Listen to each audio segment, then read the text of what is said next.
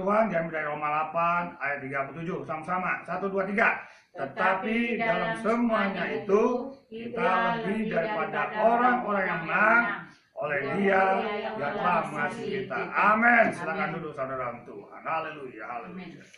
Firman Tuhan, tema firman Tuhan sore hari ini bicara tentang victory. Ya. Victory, kemenangan. Ya. Kemenangan. Jadi saudara dalam Tuhan, firman Tuhan bicara tentang victory, kemenangan. Kemenangan yang salah satu bukan menang dalam perlombaan pertandingan, saudara, bukan. Yang dimaksud victory, kemenangan di sini bukan berarti kemenangan dalam perlombaan, dalam pertandingan, bukan itu yang dimaksud. Oh, aku menang dalam perlombaan lari 10 km, bukan itu. Bukan. Saya menang dalam perlombaan renang 400 meter, bukan itu, bukan itu yang dimaksud. Saya menang dalam pertandingan sepak bola, bukan itu. Saya menang dalam pertandingan tinju, bukan itu. Victory, kemenangan di sini yang dimaksud adalah kemenangan yang Tuhan sudah raih. Itu kemenangan yang diberikan pada kita. Kemenangan bicara soal kemenangan secara rohani. Coba lihat ayat tadi yang kita baca. Roma 8 ayat 37. Tetapi dalam semua itu kita lebih dari orang-orang yang menang oleh Dia yang telah mengasihi kita. Saudara dalam Tuhan, sebelum Yesus disalibkan, ya, mati di kayu salib, Dia mengalami namanya Via Dolorosa. Via Dolorosa ini bicara penderitaan, jalan penderitaan, jalan salib, itu Via Dolorosa. Sebelum disalibkan, Yesus mengalami aniaya, itu yang dimaksud. Dia ditinju, diludahi, dikasih mahkota duri ke kepalanya, ces, langsung buncat darahnya dari kepalanya, ces. Belum dia jesah, artinya cambuk 40 kali kurang 1 kali pukulan. Robek kulitnya, cus, robek kulitnya semua. Dan tinggal tulang-tulangnya, keluar darah, cus. Itulah Via Dolorosa. Setelah itu Yesus disalibkan dan mati. Setelah kemudian Yesus dikuburkan, kemudian pada hari ketiga, firman Tuhan katakan Yesus bangkit dari antara orang mati. Itulah victory, itulah kemenangan. Dan kemenangan itu diberikan bagi kita. Itu firman Tuhan katakan. Kemenangan Yesus raih, ya, di atas Golgota, Dia mati betul, dikuburkan. Hari yang ketiga Dia bangkit, itulah kemenangan. Dan kemenangan itu yang diberikan bagi kita.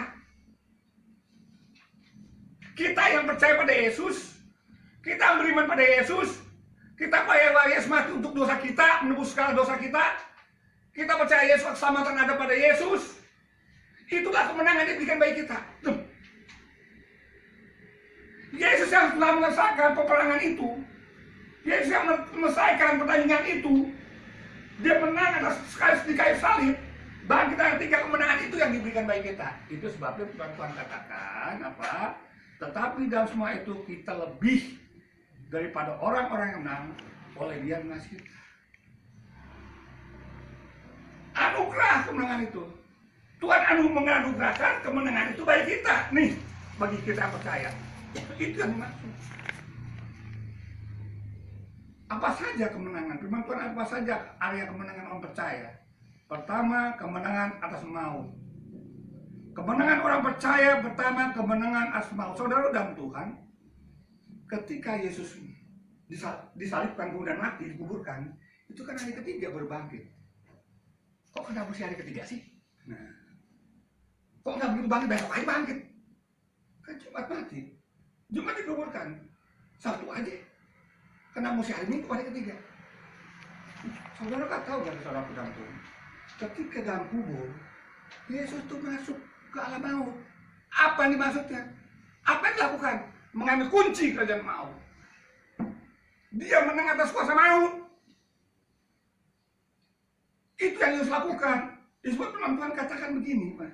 Firman Tuhan katakan, Efesus 4 ayat 9. Bukankah Ia telah naik? Berarti bahwa Ia telah turun ke bagian bumi yang paling bawah. Ngapain? Ngambil kunci kerajaan maut. Itu Wahyu 1 ayat 18 dikatakan begini. Kita buka yuk Wahyu 1 ayat 18. Wahyu 1 ayat 18. Wahyu 1 ayat 18. Ya, saya bacakan untuk kita semua. Ayat 18. Dan yang hidup, dia yang hidup, dia katakan, aku telah mati, Yesus katakan, namun lihatlah, aku hidup sampai selama-lamanya. Dan aku memegang segala kunci, Tuhan kata. Aku memegang segala kunci maut dan pegang maut. Perhatikan ayat 18, katakan, kata 18, lihat. Sampai selama-lamanya, dan aku memegang, siapa memegang? Yesus memegang segala kunci maut. Di mana Yesus meraih kunci maut itu? Waktu Yesus itu dikubur sebelum bangkit. Dia turun ke alam maut, dia ambil kunci gelang maut. Sekarang kunci gelang maut ada pada Yesus, dan itu diberikan untuk kita. Jadi kemenangan orang percaya, area kemenangan orang percaya pertama ada kemenangan atas maut. Kita lebih daripada orang menang oleh Dia mengasihi kita. Kemenangan diberikan pada kita, termasuk kemenangan atas maut. Sebenarnya itu. Minggu lalu saya katakan maut bukan bicara mati, bukan. Bicara meninggal, bukan. Kalau soal meninggal, semua kita meninggal. Semua mati kita mati, bukan itu. Maut bicara apa? Binasa, bicara apa? Bicara neraka.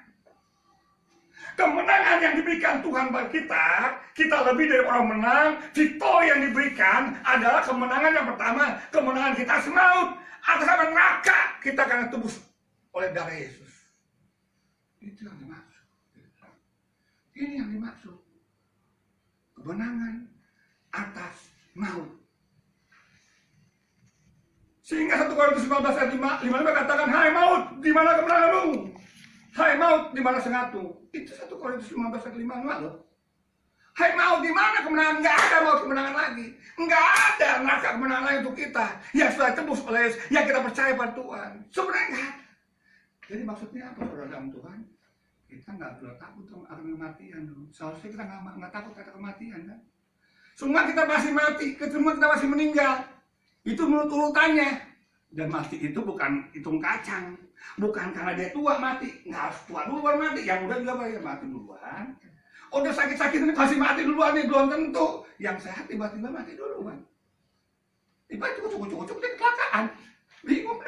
Siapa yang melakukan dia kecelakaan mati. Kan gitu. Ujuk-ujuk dia nggak tahu tuh. Tiba-tiba mati sehat. Dia mau jalan-jalan. Mati. Sehat kok dia muda. Siapapun kita menanti, kita nggak tahu kita kapan. Tapi artinya Tuhan katakan jangan takut terhadap maut. Jangan takut terhadap kematian. Kenapa? Maut itu sudah kita kalahkan. Bicara apa? Neraka. Kita udah tebus dari neraka. Jadi waktu kita mati, kita nggak ada maut. Kita benar akan mati semuanya. Nggak tahu kapan sih, nggak tahu. Kita akan dipanggil Tuhan betul meninggal. Tapi maut nggak ada lagi gitu loh maksudnya. Kenapa kita menang maut? Kemenang dari mana kita menang? Yesus menang. Dan kunci itu diberikan bagi kita. Itu sebabnya kita lebih dari orang-orang yang menang. Victory. Kemenangan. Itu yang dimaksud. Yesus 4:6-12 disebutkan karena perjuangan kita bukan melawan darah dan daging. Bukan sekedar makan minum perjuangan kita, tapi melawan penghulu dunia yang gelap.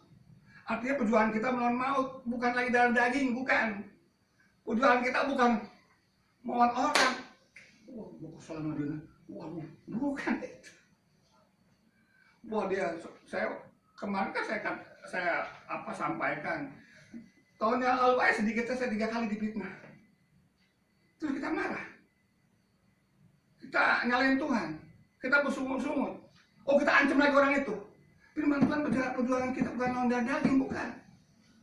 Penghulu dunia yang gelap. Artinya kita mesti menang atas hal seperti itu loh. Menang atas pindah-pindahan, menang atas tekan-tekan, kita mesti menang. Karena sebenarnya kemenangan itu diberikan bagi kita. Kita aminkan kemenangan itu apa enggak? Setelah kita menang, kita kemenangan beribadah, kemudian kita dihina, difitnah, terus kita marah-marah, berarti belum menang. Kita ngamuk, belum menang.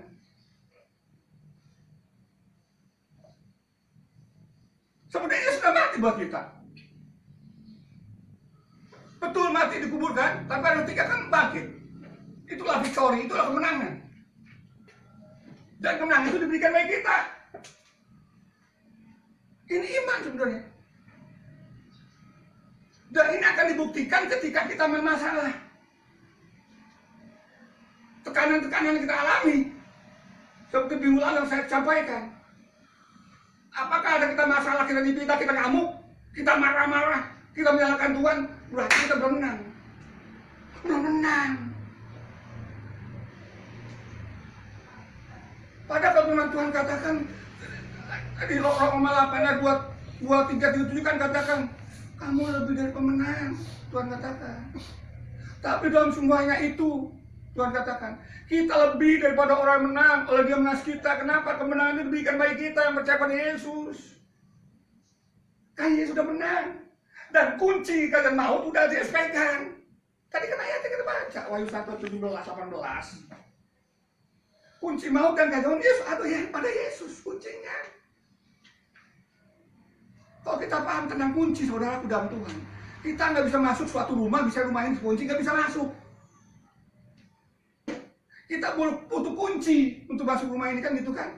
Atau masuk rumah apalah kita tempat suatu dalam misalnya suatu tempat dalam misalnya di dalamnya ada emas, ada harta berharga, itu terkunci, kita nggak bisa masuk. Melihat harta benda itu. Nggak bisa kita memperolehnya. Kita butuh kunci. Kita mesti paham tentang kunci itu. Dan kunci itu ada pada Yesus. Kunci maut dan maut ada. Dan itu bisa dikalahkan karena kuncinya diambil sama Dia. Udah terkunci buat kita tuh kalau maut. Istilahnya gitu loh maksudnya. Bukan tangan iblis lagi kuncinya. Udah terkunci tuh, kita kasih tuh nggak masuk itu, kita masuk tempat lain namanya surga, itu maksudnya.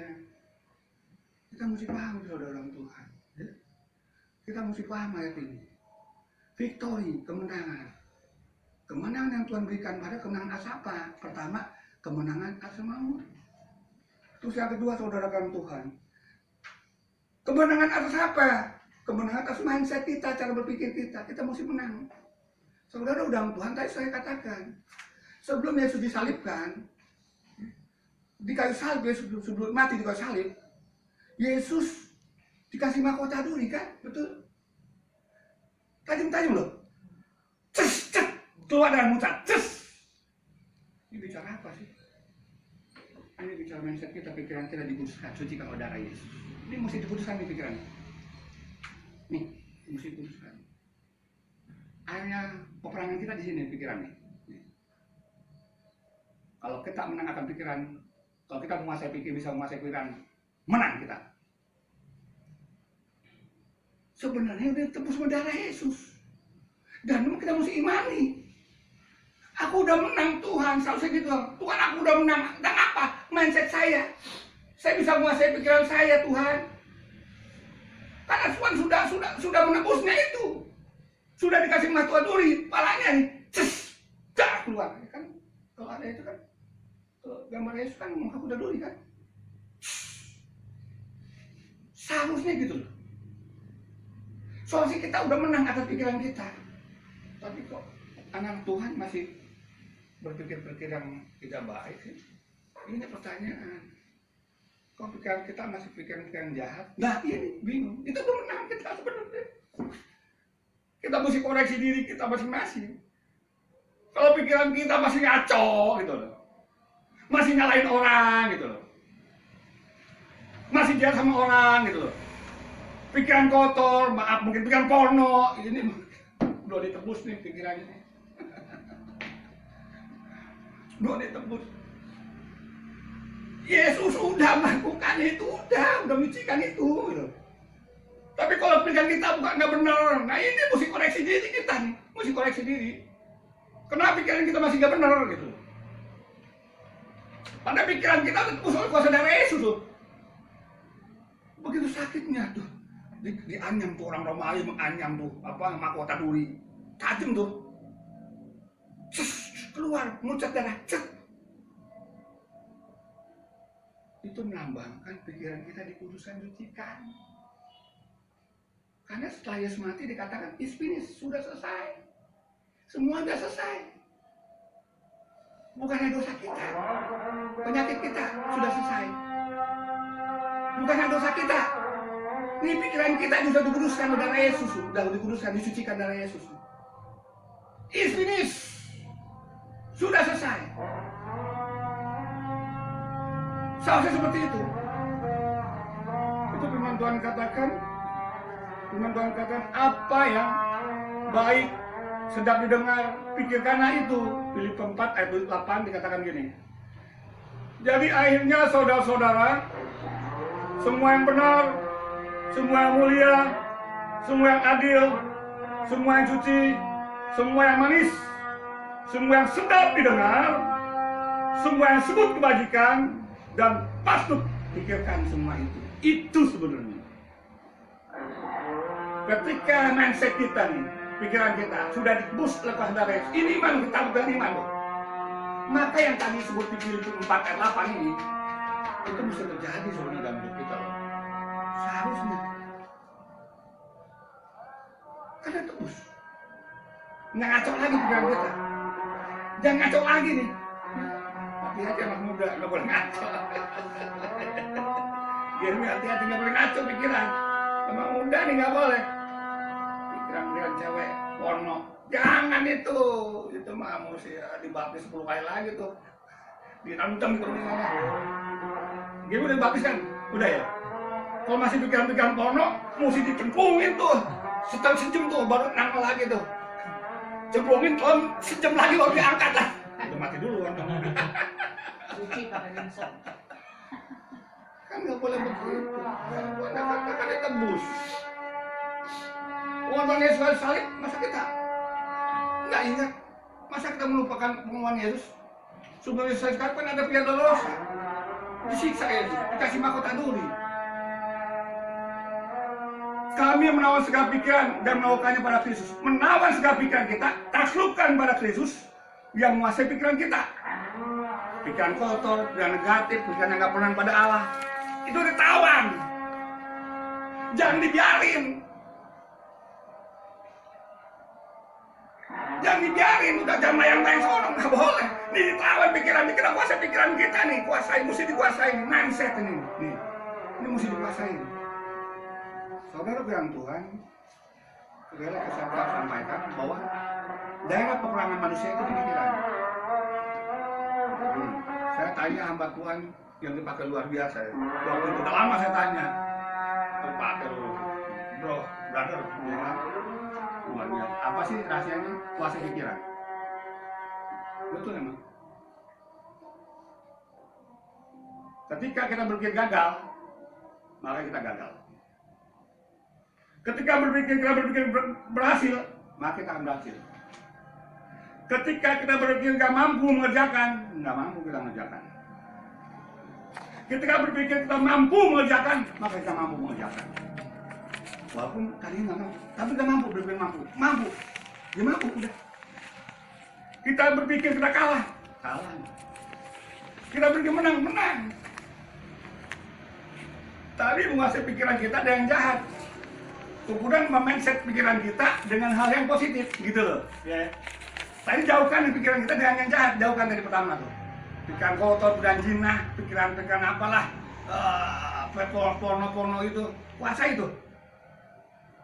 Tapi iblis tahu loh, kelemahan manusia apalagi laki-laki. Apalagi sekarang zaman HP itu ya, waduh, asik bukan. Pertama ini sih, cuma sebentar doang. Cuma pengen tahu. Pertama cuma tahu, gitu kan? Wih, mantep nih, ya kan? Tapi lama-lama bagaimana? Ini cewek mantep juga ceweknya. Wah, nggak ada rasa puas. Terus aja lagi, terus dasar besok lagi. Keikat kita, pikiran kita terikat. Jangan pengen tahu tentang yang kotor, yang jahat. Gak boleh mentah, bodoh amat. Gue gak mau tahu non jahat, yang kotor, ngapain gue tahu, bodoh amat. Gue pengen tahu sih. Makanya itu saya gak suka tuh nonton film horor tuh, gak suka saya. nggak suka. Wah biar lihat setannya. Wah nggak mau gue lihat setan, gue lihat kemuliaan Tuhan.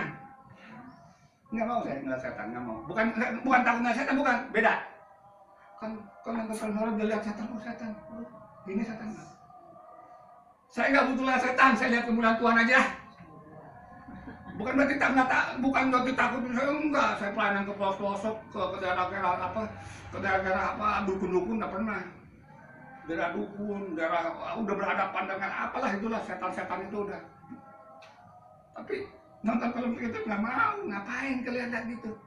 Ini bangga lihat setan, nah lihat kemuliaan Tuhan, ngapain lihat setan? Nah, mindset itu. Nah itu kan tadi kan, waduh. Dan dia tahu itu kelemahan tuh manusia tuh. Ya kan apalagi sekarang dia canggih kan, ada HP. Wadah. Pertama-tama cuma mau tahu. Lama-lama.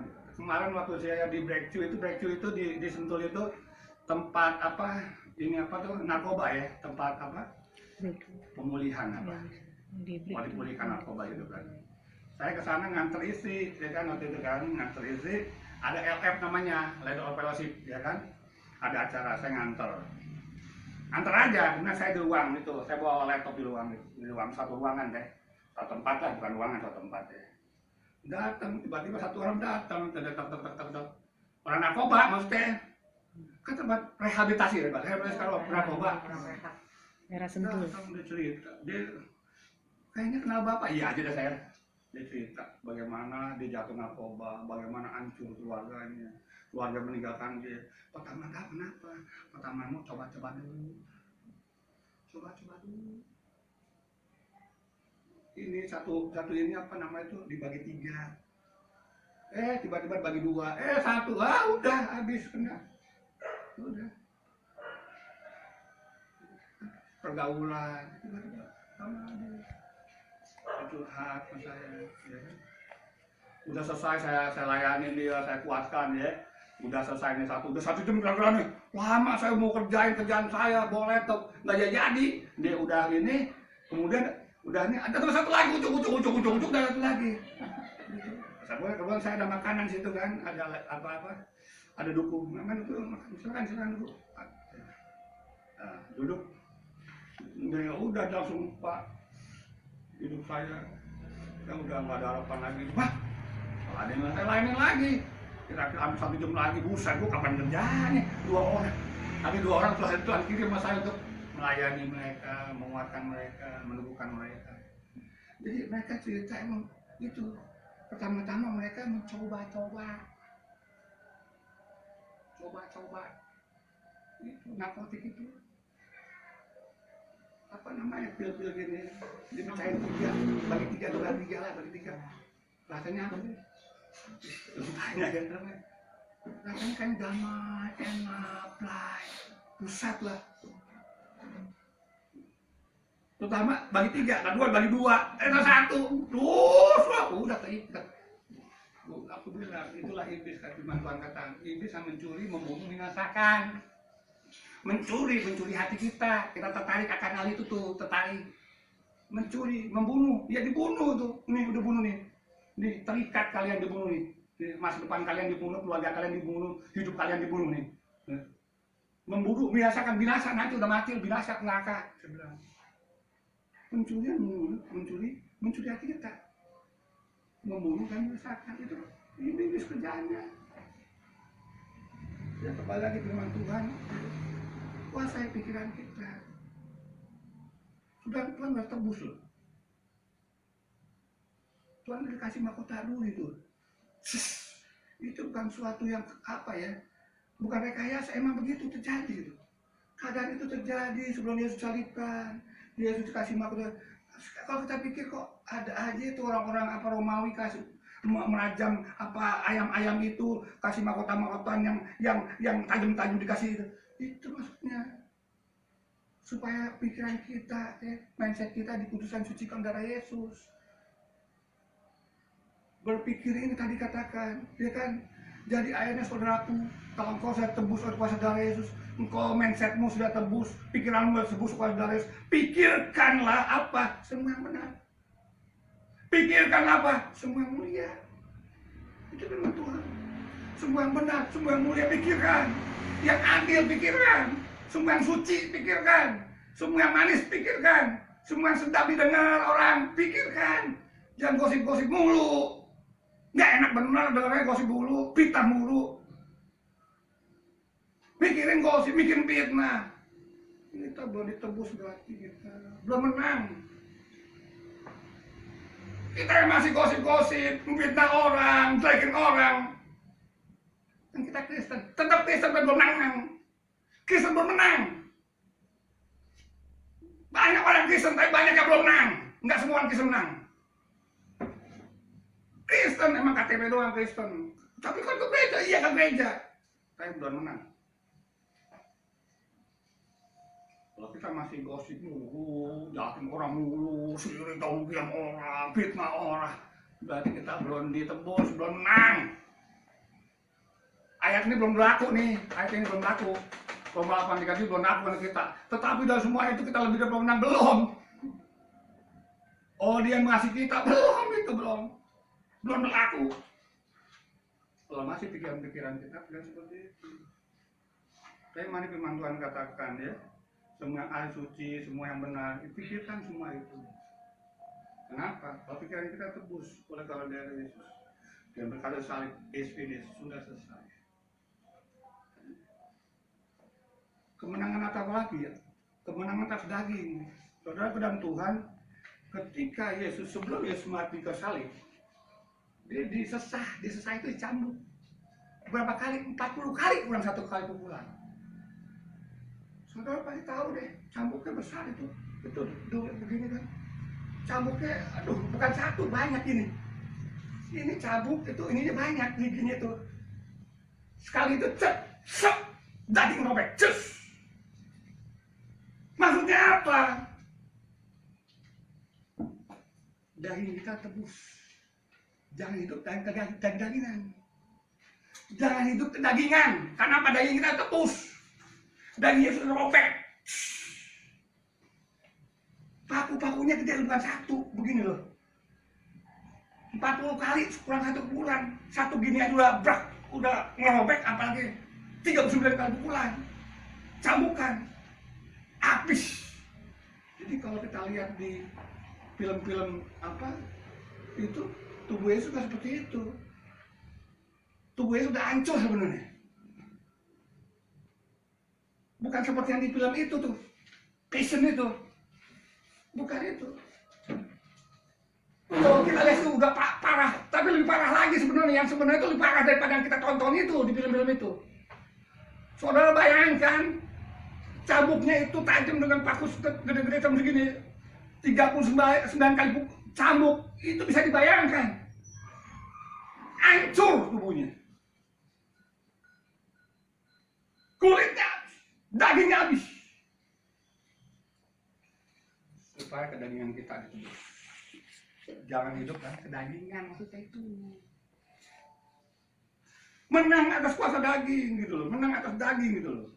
Yang dimaksud ini. Sebab semua yang ada dalam dunia itu keinginan dagingan. Firman Tuhan 1 Yohanes 2:6. Dan keinginan mata sekarang Tuhan hidup bukanlah berasal dari Bapa, melainkan dari dunia. Apa keinginan daging? Gak ada 5, ayat 19-20 dikatakan. Perbuatan daging ternyata yaitu apa? Percabulan tadi. Kecemaran, hawa nafsu, penyembahan berhala, sihir, persetubuhan, persisihan, iri hati, amarah, kepentingan diri, roh pemecah, itu kedagingan. Dan kalau kita masih di area ini nih, hidup di area daging nih, kita belum menang. Kan itu sudah dicambuk. Itu kan maksudnya gantikan kita. Jadi saudara dalam Tuhan, Yesus mati itu menggantikan kita di kayu salib. Bukan itu aja. Ketika Yesus kasih mahkota duri, itu menggambarkan kita diganti sana. Ketika Yesus dicambuk, itu menggambarkan kita diganti, soalnya kita dicambuk. Ketika Yesus dipaku, itu menggantikan kita. Ketika kita dipaku di kayu salib, itu maksudnya semuanya itu. Rentetan Via Dolorosa, biar penderitaan itu sebenarnya kita harus menjalani, tapi Yesus menjalani, ganti kita. Itu yang dimaksud gitu. Itu Kan dimaksud. Dia sudah mengajarkan kita di kayu salib. Robek itu sah. Seharusnya kita enggak dalam area itu lagi hidup kita. Kita lihat tebus ya, kita percaya pada Yesus, enggak ada area itu lagi hidup kita. Area kecemaran lah, hidup cemar lah, penyembahan berhala lah. Kan enggak ada sekarang penyembahan berhala, enggak ada berhala. Tapi kalau sesuatu yang kita agungkan lebih daripada Tuhan, kita lebih ini daripada Tuhan itu berhala. Ya, baca Alkitab enggak ada waktu, doa enggak ada waktu, ibadah enggak ada waktu, main HP ada waktu, banyak waktunya. Main game. Enggak ada waktu. Baca apa, berdoa baik-baik enggak ada waktu. Enggak ada waktu kan ini. Doa enggak ada waktu, ibadah enggak ada waktu. Main HP dari terbit matahari sampai terbenam. Iya kan. Kalau lagi libur, kalau lagi kerja ya kerja di situ, di tempat kita juga main HP juga. Saya juga waktu kerja ya main HP juga, enggak kerja kan 8 jam ya, enggak 8 jam kerja, berhenti main HP aja. Doanya enggak, bilangnya sibuk. Jadi sama berhala bukan datang ke pohon-pohon atau ke tempat patung-patung kita nyembah, itu dulu. Berhala modernnya gitu. Itu berhala dulu tuh begitu kan gitu. Modern nggak begitu. HP bagus, gadget bagus, tapi kalau itu kita itu mulu, yang itu berhala. Ya Tuhan tahu, ya kan nggak ada untuk aku, nggak ada waktu. Main HP lo, kantong bener dong. Kok kita masih di area itu, saudara Tuhan, kita belum menang, belum victory. Kita mesti nggak ada lagi di area itu, nggak ada lagi tuh. Adanya apa pencemaran, hawa nafsu, sihir, persetubuhan, iri hati sama orang. Waduh, apa yang diriin? Bilang mobil, beli mobil, kita iri dong. Mobil korupsi lagi. Dah, dia mau korupsi nggak korupsi bukan urusan lu. Kenapa begitu bawa mobil korupsi? Karena dia mau korupsi nggak bukan urusan lu, biar aja. Kan kita cuma nerka korupsi apa nggak korupsi, belum tentu. Kalau nggak korupsi dosa lu. Dia korupsi biar aja, bukan urusan kita. Iya kan? Wah, bukan itu. Pakai emas lu. Dari mana emas lu? Nah, terus biar aja pakai emas. Masa bukan? Masa Tuhan kayak mau apa kayak? Ya kan urusan dia kok kita kok iri katanya. Iri orang senang udah kita iri. Kok iri apa? Ini mesti dikikis dari hati kita nih, nggak boleh gitu loh. Ya, kita perbarui, kita orang Kristen nggak baru ya 2023 nih sekarang masuk nih ya. Kok sama dengan 2022 apa? Apaan? Oh tak usah dengar khotbah lah gitu tuh. Tak usah dengar kok nggak berubah, ngapain sih? Ya kan? Ya kan? Berkhotbah mau berbusa begini nggak berubah-ubah mah bagaimana ya kan? Ya.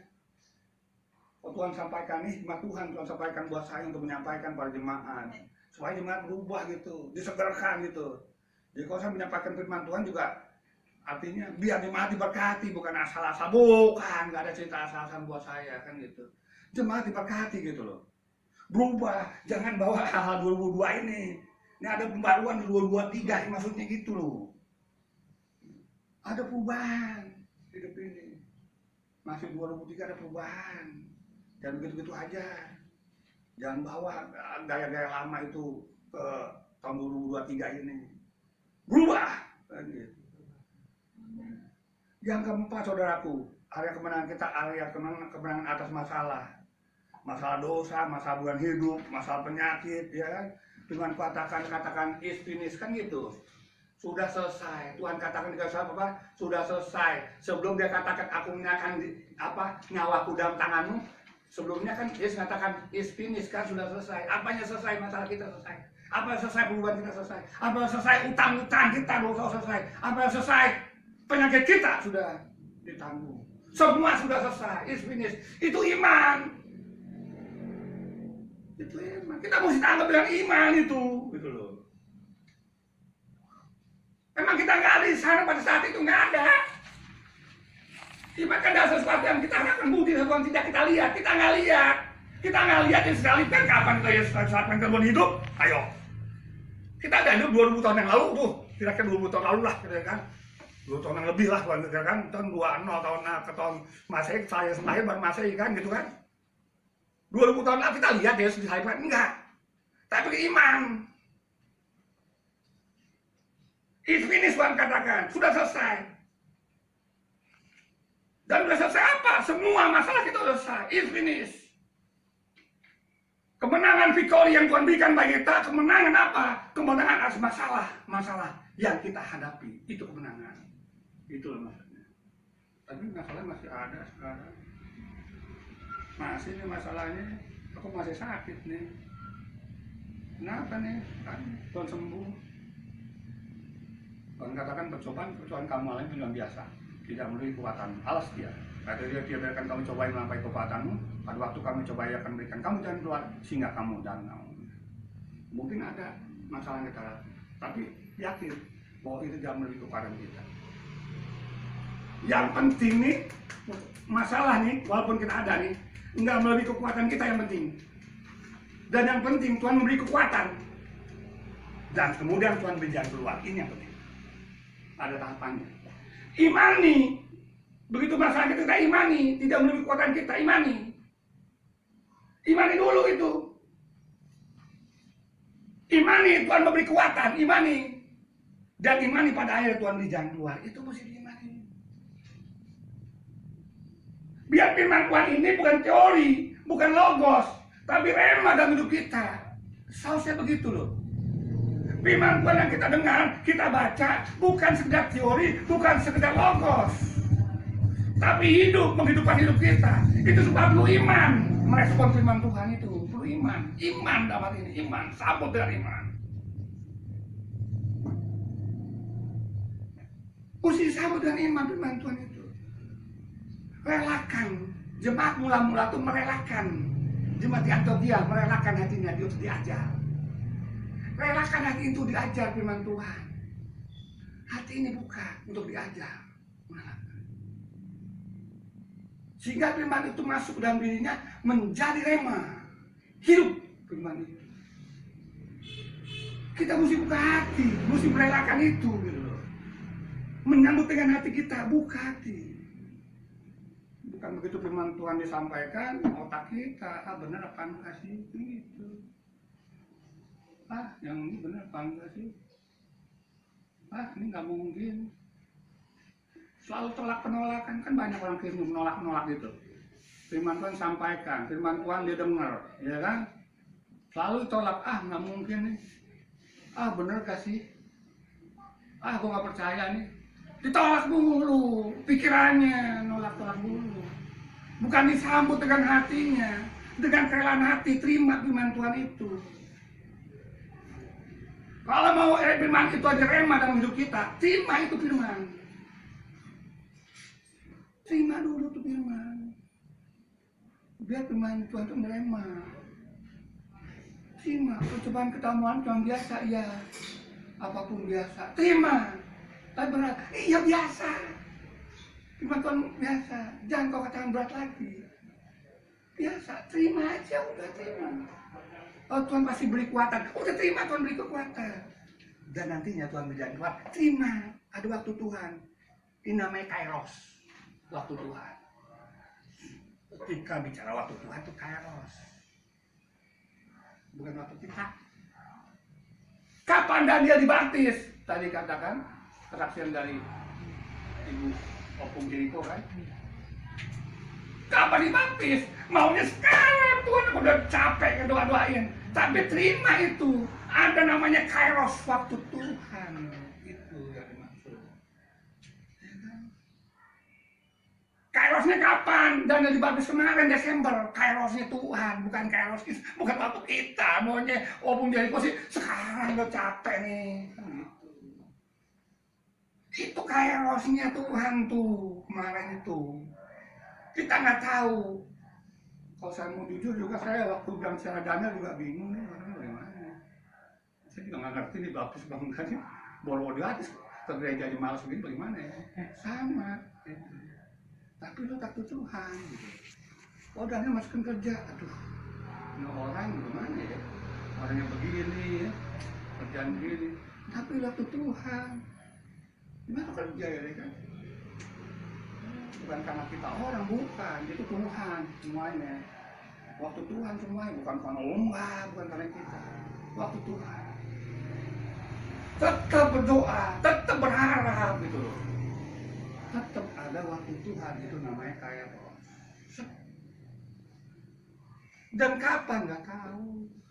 Perlu kesabaran. Ya tadi kan gitu loh kan firman Tuhan. It's finished, sudah selesai. Yang penting itu. Yang penting kita masukin itu firman Tuhan, Yeremia kita is finished, Tuhan katakan sudah selesai.